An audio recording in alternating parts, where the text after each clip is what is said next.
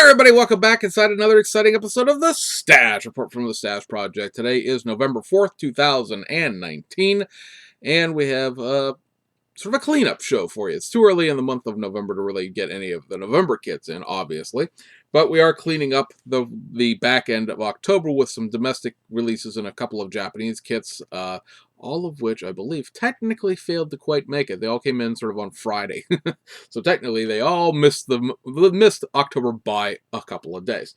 I've got a couple of more kits that got added to Aoshima's December spot runs this past week, and I'm trying to think. I think that's pretty much it. I don't want to miss anything as I try to plow through this real quick. But they added the Ken and Mary Works Nissan Skyline 4-door patrol car and the Ken and Mary Works, or the Akatsuka Works, excuse me, Skyline 4-door, the little Nissan Grand Prix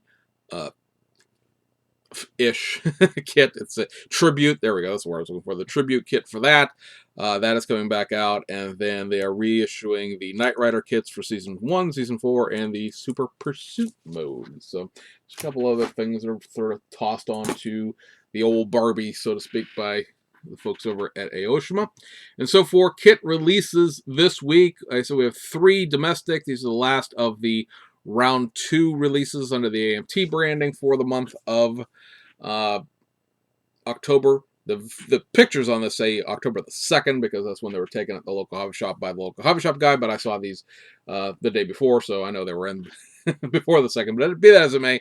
First up, you have this, the white Western Star truck tractor. It's a really weird way to put that, but at any rate, the Class 8 tractor here.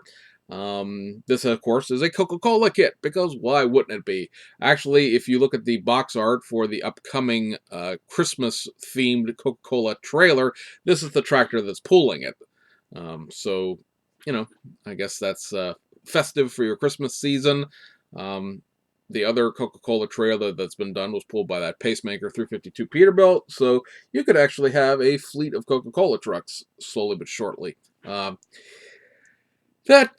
know, the Western Star track has already been reissued by Round 2 once since they took over the company, so there's not a whole heck of a lot to say. There's nothing new about this kit other than the fact that it has Coca-Cola decals in it.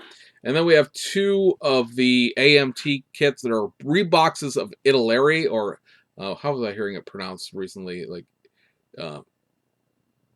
Italeri? I'm not sure which way is correctly. It looks like Italeri to me. Or Italeri, depending on which way you want to go with that. First up, you have this is the Peterbilt 378 long nose tractor. This is kind of a really odd truck just in general, mainly because Peterbilt 378s, for the most part, were considered to be a short wheelbase, heavy duty, some might say off-road style truck. It was things that people used to pull off-road type equipment, oil field, gas field, construction, things like that. Very, very, very rarely do you see them in this format with the Unibilt sleeper and a longer wheelbase and a long nose and all chromed out like an owner-operator truck like this. Very, very rare to see them like that in the United States. Right now, the last time I looked on like Truck Paper, which is a website that sells used trucks, there's only one Peterbilt 378 for sale in the entire country right now that looks anything like this box art model. Every single other one of them is a 110-inch wheelbase, so this is 120. That 10 inches is a big deal in trucking, you know, because it's going to be it is all in the sleeper. Basically, they cut the sleeper down 10 inches, and now you're talking about like a coffin bunk sleeper thing that, you know, is only being used by guys who are delivering equipment in an oil field, and oh shoot, we got stuck here for the night kind of thing. So like I said, it's not a very common configuration of this truck. The 379 is what we used here in the United States, which was an even longer wheelbase, and or not 120, 210, 220 is what I'm thinking of. But at any rate, the 379 was a 240-inch wheelbase. So again, you see that even the 378, even in a long wheelbase format, is still almost 2 feet shorter than the 379 is, and a lot of that was in the hood, because even though this is a long-nosed Pete, it's not a long-nosed Pete. It's not an extended nose, which is what the 379 was. Now, of course, this is an Italian-made kit. They must have they built the 377 which was the Aero version of this truck, and they must have just figured the easiest way to make another truck out of it was put a new hood on it, which, you know, not really giving a lot of grief in that, because, you know, that basically was what a 377 was an Aero hooded version of a 378. But, you know, it's not that 379. That's not that ubiquitous United States truck. I don't think you're going to be able to find any fleet other than the one that this truck and trailer sort of combine into that use this combination. So, otherwise, it is an Italeri kit, so it's a multi-piece cab and all those sorts of things. It's just a straight rebox of that kit with different decals. This kit is selling for $59 at my local hobby shop, and he has the Italeri version that he still has, or the Italeri version that he still has, for like 61 or 62. So this kit, actually, it did end up coming in several dollars cheaper, as it turns out. But then my hobby guy never lowers the prices on anything, so it's kind of hard to tell where he would price that kit if he had bought it today versus when he bought it several years ago. So at any rate, that's out, and that mates up with this. It is the Reefer trailer. It's a 48-foot Thermo King. I'm not sure what this is supposed to represent in terms of actual trailer, because that's not branded. It could be a number of things. One thing I noticed, at least from the box art, I didn't look at the contents of this, and I don't think I've ever seen the contents of one of these when it was boxed by Italeri, or I think it got a tester's rebox at 1.2, is there's no fuel tank for this on the bottom in the box art. Maybe that's something that the box art person at AMT didn't think about drawing on here, because they don't know enough about trucks to realize that Reefer can't run itself on sailboat fuel.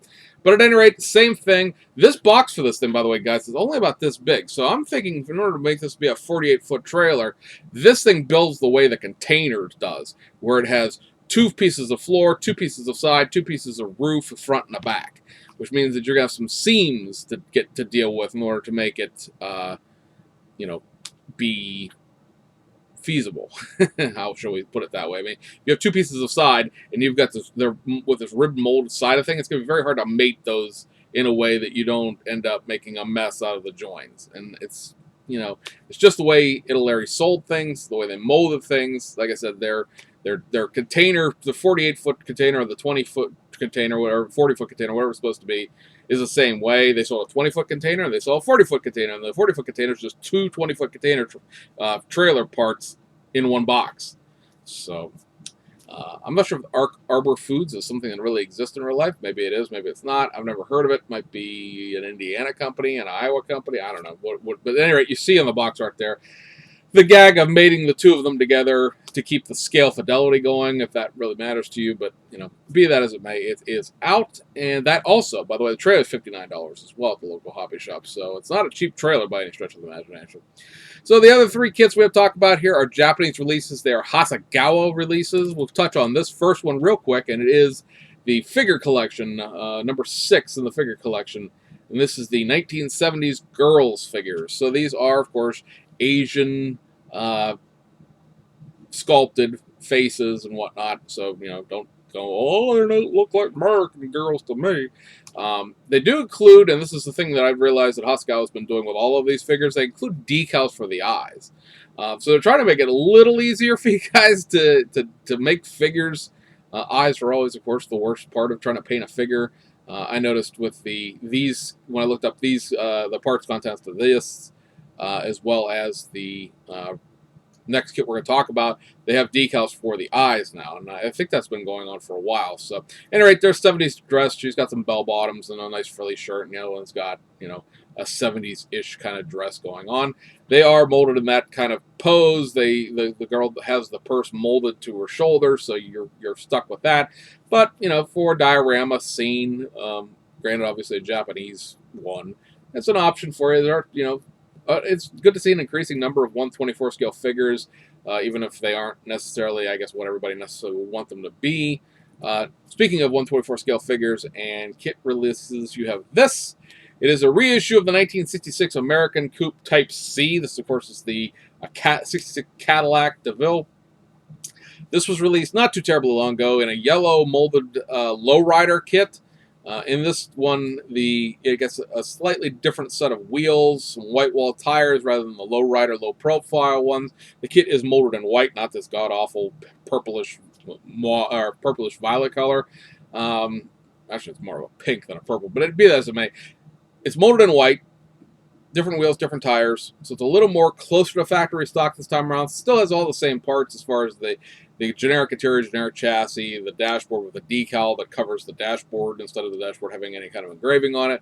The only addition to this is the young lady all over your hood there. So that's a resin figure, but it doesn't, again, include decals for the eyeballs. And really the eyebrows and all the makeup, the eyeliner and all that sort of stuff as well.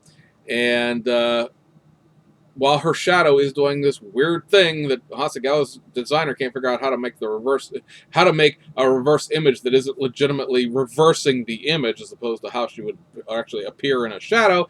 Despite the whole demonic shadows that these resin figures have, they're pretty nice resin figures. And if you hadn't bought one of the other ones because it was molded in yellow and ick yellow, this one's molded in white. It's about $3 more than the other one, $3 for the figure. Not a bad price, at least in my estimation.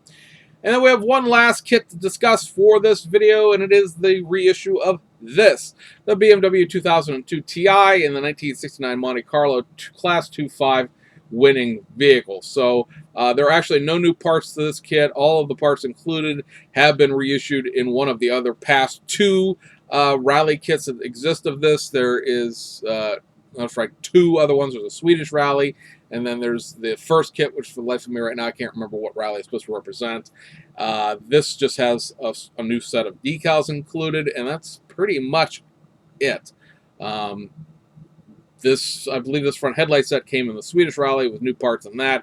There's several other parts in this that were new parts in the Swedish kit, but again, they're not new to this. They're just a new set of decals. You paint the hood. It is not a one giant black hood decal, so it's a very, very small decal sheet in terms of livery, because it's what you see on this box is pretty much all of the decals that you get with it. There's some tire decals. I believe they're reverse dry transfer style or wet transfer style. There's two license plates, and I think there's a BMW Alpina sticker for the back, and then the Rally placard for the trunk, and that's really it. Very, very basic scheme, but it is a class-winning podium car, so that might interest you in that. I think they want you to paint this red matter, which is the same color as like the Advan cars are. It looks kind of orangish in this, but it's not quite that in real life. So that, guys, I believe wraps up this video for this week. So we hope you enjoyed it. I hope you guys had a great weekend. I guess you probably weren't at the beach like I was, but be that as it may, I hope it was still good for you anyway. And we'll see you guys on the other side.